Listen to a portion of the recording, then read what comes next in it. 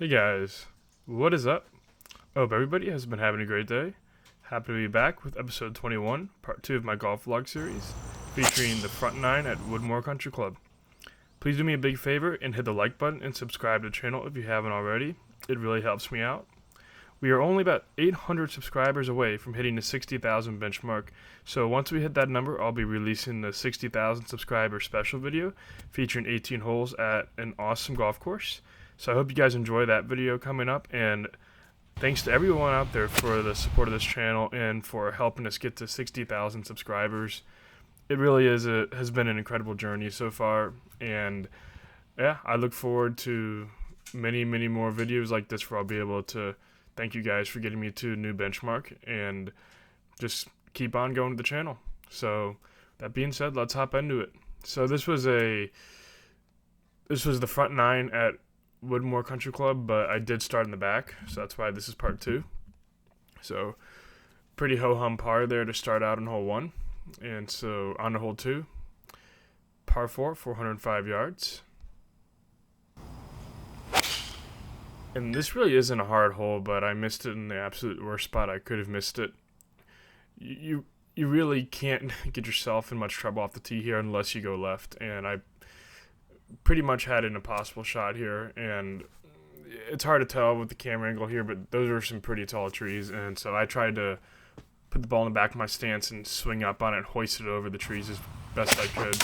And you can hear I caught a bit of the tops of those trees there, and it drops down right about now. Only went about maybe 30-40 yards, so probably should have punched out a little bit there. And that's something I'm also trying to learn, is kind of trying to play the right shot. It's very easy to play the hero shot, and because it makes the game fun, but sometimes the best golf is golf that's boring.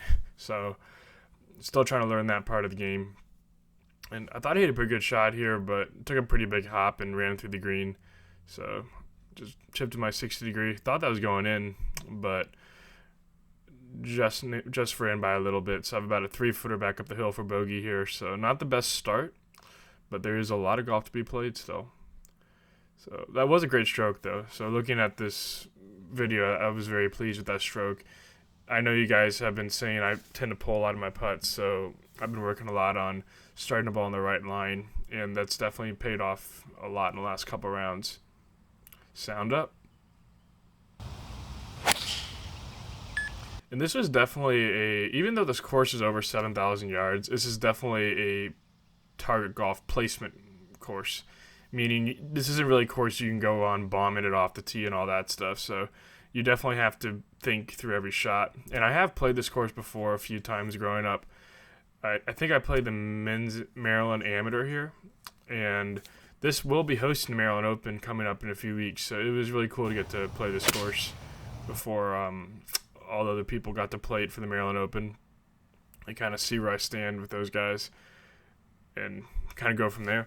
So I kind of lost control of the ball here, and that's something I've been struggling with, and you guys have seen it throughout this series. It's pretty easy for me to lose control of the spin out of the rough, and anytime you're a fast swinger and you start reducing spin, the ball can really start to get away from you, so I have to keep working on that. So I chipped that one about probably 20 feet by, actually maybe only about 15 feet by, and have a comebacker up the hill. Again, another putt where I started where I wanted to, and I really couldn't believe that one missed. And those are the ones that hurt the most, where you see the ball curling back into the hole the way you want it to, and you kind of mentally put it in your pocket that you just made the putt, and you start walking up, and then it stays out, because it really feels like you lost a shot there. So now in hole 4, 2 over, and I believe that's a 4-iron off the tee here. And again, another hole that bends sharply left. So you really just want to make sure you put it into play off the tee. That's exactly what I did. Just a little bit left of that bunker. And so only about 95 yards left of the lob wedge here. And so just trying to... This pin was in a very tough spot here, though. You'll see coming up. Like, it's right on the edge of this little mound, and then the green really dives down pretty far. So I went a little over that mound and a little farther down. So this was actually a pretty tough putt.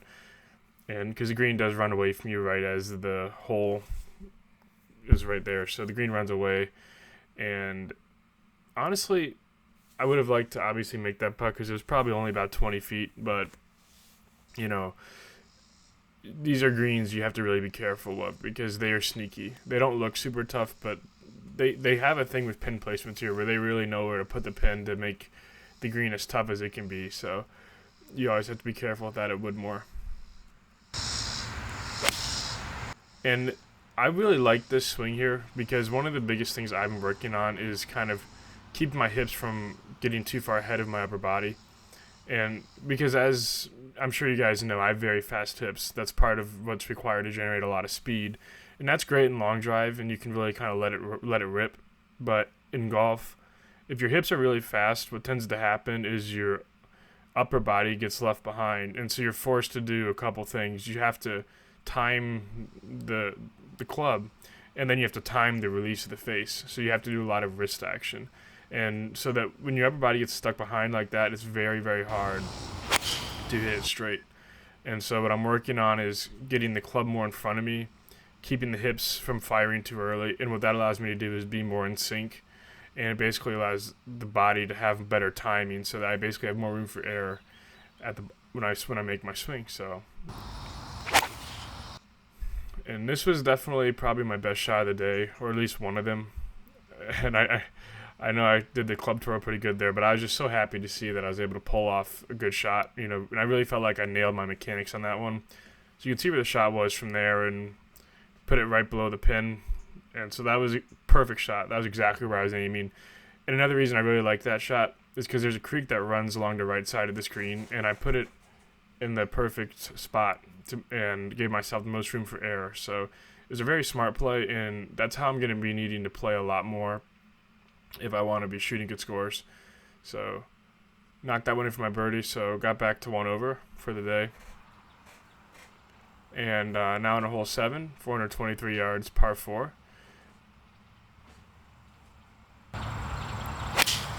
And again, this is another really easy tee shot that I screwed up. I pulled this one left, and you pretty much, it's impossible to miss this fairway unless you pull it left. So that wasn't my best shot. And so, yeah, a little sidetrack thing here. Got the deer staring right back at me, so I thought that would be cool to show. One of the things I noticed playing this course, there's a ton of deer, so it's always cool to get to check them out as you play. And this was a really thick rough here. I was really happy with this shot. I actually got this one on the green somehow. And this gives you an idea of what you can expect this week at the PGA Championship at TPC Harding Park. That's not even ankle deep rough, and I can tell you guys right now, I felt very little control of that golf ball, even though I was hitting a wedge. So those guys are in for a test this week, and I will definitely try to play TPC Harding Park at some point in the near future. I think that would be a great course to play for the vlog.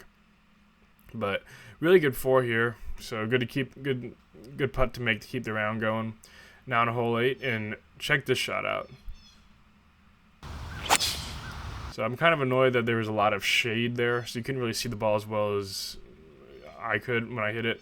But that was a 0.1 degree launch angle. And so I was really trying to keep it low just to get it kind of rolling and chasing down the fairway. And so I thought that was pretty cool.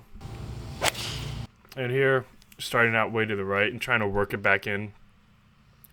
Hit it a little too far into the fairway on my tee shot, so I had to kind of hit a bit of a draw, but hit another really great shot. Very good course management here. Left it out to the right a bit, so it was a perfect miss. And because there is water that protects the screen on the left. So what I'm starting to see here a lot more is I'm playing smarter golf. I'm leaving myself in spots where when I miss it, I can still recover pretty easily. And that's really the name of the game. I've found that golf isn't won by whoever has the best golf shots. It's won by whoever misses the best. And I think that's the talent that tour pros have that a lot of people, when they play with them, can't quite put their finger on why these guys don't shoot bad scores and why they can play average and shoot great. And it's because they're just very, very good at understanding their misses. And they miss in a spot where they can make an unremarkable up and down where you don't even realize that is actually impressive.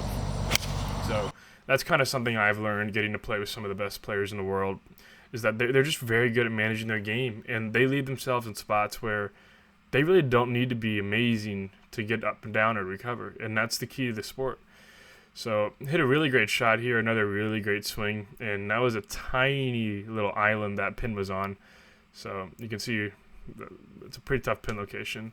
So I have a putt here to get in at under par. Looks like about 10, 12 feet away. And when I hit this putt, I was like, man, that's a great stroke. And it was coming in, and it stayed high. So that sucked. So I knocked that one in for an even par 36 to shoot 72 in the round. So I hope you guys enjoyed the video. Please like, comment, subscribe, and I will see you guys next time.